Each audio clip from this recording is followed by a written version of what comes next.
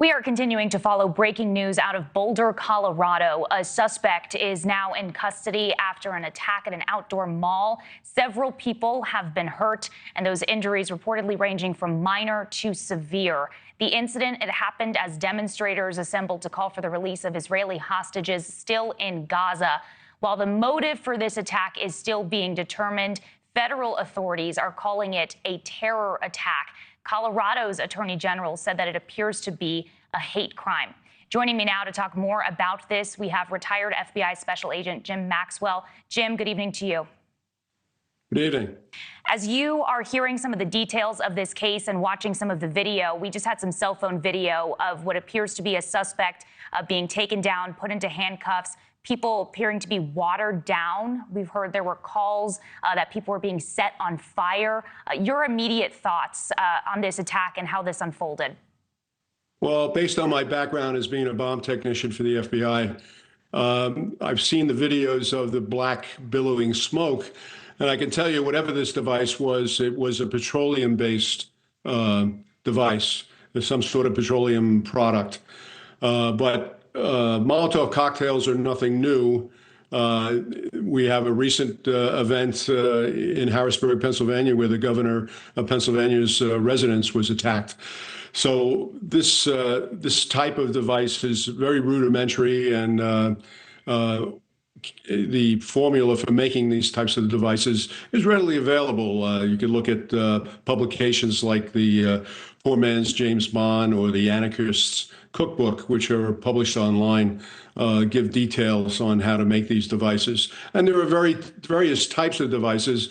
Some of them have chemical additives that can cause the material to adhere to the victim, or some of them are initiated when the bottle will break or the vessel will break.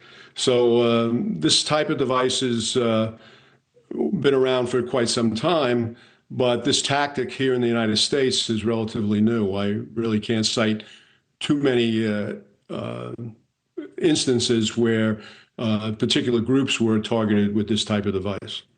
I guess my question, too, is this happened in broad daylight, in the middle of the afternoon on a Sunday afternoon. This is an outdoor mall. The local police said there were lots of people around. How does somebody go and can have an attack like this undetected? I mean, how do they get into the middle of such a large mall, such a large space, with something like a Molotov cocktail?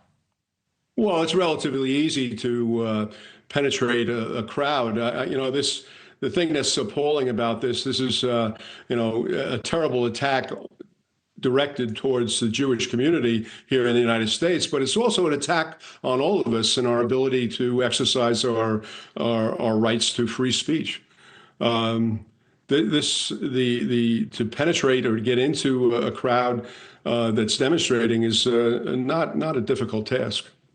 Police so far have not released a motive in this attack, but we do appear to be seeing a lot more violence like this happening across the U.S. How do police prepare for that? Well, I think police departments, whether the state or federal level or the local level, as well as federal agencies, I think we have to rethink on how we collect intelligence and how we act on it. There are a lot of restrictions that the public is not aware of on how we can collect intelligence on particular groups.